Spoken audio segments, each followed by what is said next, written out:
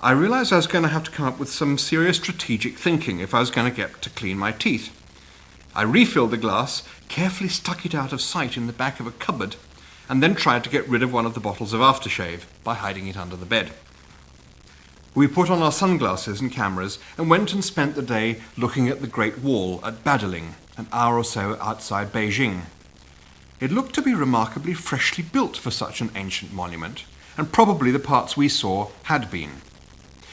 I remembered once in Japan having been to see the Gold Pavilion Temple in Kyoto and being mildly surprised at quite how well it had weathered the passage of time since it was first built in the 14th century. I was told it hadn't weathered well at all and had in fact been burnt to the ground twice in this century. So it isn't the original building? I had asked my Japanese guide. But yes, of course it is, he insisted, rather surprised at my question. But it's been burnt down, I said. Yes, twice. Oh, many times. And rebuilt? Of course, said my guide. It is an important and historic building. With completely new materials, I protested. But of course it was burnt down. So how can it be the same building? I asked. Well, it is always the same building. I had to admit to myself that this was in fact a perfectly rational point of view. It merely started from an unexpected premise. The idea of the building, the intention of it, its design, are all immutable and are the essence of the building. The intention of the original builders is what survives. The wood of which the design is constructed decays and is replaced when necessary. To be overly concerned with the original materials, which are merely sentimental souvenirs of the past, is to fail to see the living building itself. I couldn't feel entirely comfortable with this view because it fought against my basic Western assumptions, but I had to see the point. I don't know whether this principle lies beneath the rebuilding of the Great Wall, because I couldn't find anybody who understood the question. The rebuilt section was swarming with tourists and Coca-Cola booths and shops where you can buy Great Wall t-shirts and electric pandas, and this may have had something to do with it. We returned to our hotel. The maid had found my hidden glass of water and washed it. She must have searched hard for it because she had also found the bottle of aftershave under the bed and had placed it neatly back on the table by the others. Why don't you just use the stuff? Asked Mark. Because I've smelt them all and they're horrid, I said. Well, you could give them to people for Christmas. Yeah, I don't want to carry them around the world till then. Remind me again why you bought them? I can't remember. Let's go to dinner. We went to a restaurant called Crispy Fried Duck for dinner, and walking back through the city centre afterwards, we came to a square called Tiananmen. I should explain that this was in October 1988. I had never heard the name Tiananmen Square, and neither had most of the world. The square is huge. Standing in it at night, you have very little idea of where its boundaries are. They fade into the distance. At one end is the gateway to the Forbidden City, the Tiananmen Gate, from which the vast iconic portrait of Chairman Mao gazes out across the vastness of the square, out towards its furthest point, where there stands the mausoleum in which his body lies in state.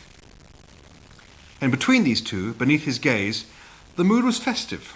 Huge topiary bushes had been imported into the square, carved into the figures of cartoon animals to celebrate the Olympics. The square was not full or crowded. It would take many tens or even hundreds of thousands of people to achieve that. But it was busy. Families were out with their children, or more usually with their single child. They walked around, chatting with friends, milling about easily and freely, as if the square were their own garden, letting their children wander off and play with others without an apparent second thought. It would be hard to imagine anything of the kind in any of the great squares of Europe, and inconceivable in America. In fact, I cannot remember any time that I felt so easy and relaxed in a busy public place, particularly at night. The background static of wary paranoia that you take with you as a matter of unconscious habit when you step out into the streets of Western cities made itself suddenly apparent by falling silent. It was a quite magical silence. I have to say, though, that this was probably the only time we felt so easy in China, or indeed easy at all. For most of the time we found China baffling and exasperating and perpetually opaque. But that evening in Tiananmen Square was easy. So the greatest bewilderment of all came a few months later, when Tiananmen Square underwent that brutal transformation that occurs in the public mind to the sites of all catastrophes. They become reference points in time instead of actual places. Before Tiananmen Square was when we were there. After Tiananmen Square was after the tanks rolled in. We returned to the square early the following morning, while the air was still damp and misty, and joined the queues that line up around the square each day to file into the mausoleum and pass the body of Chairman Mao, lying in state in a perspex box. The length of the queue beggared belief. It zigzagged backwards and forwards across the square, each new fold of it looming up at you from out of the mist and disappearing into it again, rank after rank, line after line. People stood in line about 3 or 4 abreast, shuffled briskly forward across the square, made a turn, and shuffled briskly back, again and again, all under the orders of officials who paraded up and down in flared trousers and yellow anoraks, barking through megaphones. The easy atmosphere of the previous evening had vanished in the dreary morning mist, and the square was degraded into a giant marshalling yard. We joined the line after some hesitation, half expecting that we might be there all day, but we were kept constantly on the move by the barking marshals, and even found that we were accelerating as we got closer to the front. Less than 3 hours after we had tagged onto the end of the line, we were hurried into the red-pile carpeted inner sanctum, and ran past the tiny, plump, waxy body as respectfully as we could. The queue, which had been so tightly and rigorously controlled as it was lined up to be fed into the mausoleum, disintegrated amongst the souvenir stalls as it emerged on the other side. I imagined that from the air the building must resemble a giant mincing machine. The whole square and all the surrounding streets were served by a network of public address speakers, out of which music was pumped all day long.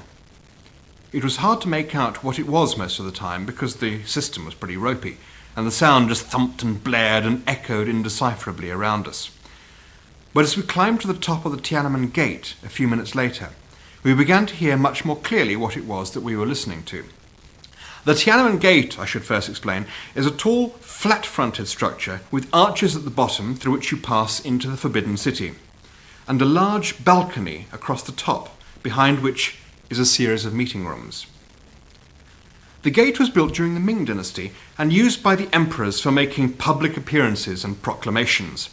The gate, like Tiananmen Square, has always been a major point of focus in the political history of China. If you climb up to the balcony, you can stand on the spot from which, on October the 1st, 1949, Chairman Mao proclaimed the founding of the People's Republic of China. The spot is clearly marked, and there is an exhibition of photographs of the event clustered around it. The view across the immensity of Tiananmen Square from here is extraordinary. It is like looking across a plain from the side of a mountain. In political terms, the view is more astounding yet, encompassing as it does a nation that comprises almost 1/4 of the population of this planet. All of the history of China is symbolically focused here at this very point, and it is hard as you stand there not to be transfixed by the power of it. It is hard also not to be profoundly moved by the vision of the peasant from Shaoshan, who seized that power in the name of the people, and whom the people still revere, in spite of the atrocities of the Cultural Revolution, as the father of their nation. And while we were standing on the spot where Mao stood when he proclaimed the founding of the People's Republic of China, the music we were having played at us by the public address system was first Viva España, and then the theme from Hawaii 5-0. It was hard to avoid the feeling that somebody somewhere was missing the point. I couldn't even be sure that it wasn't me.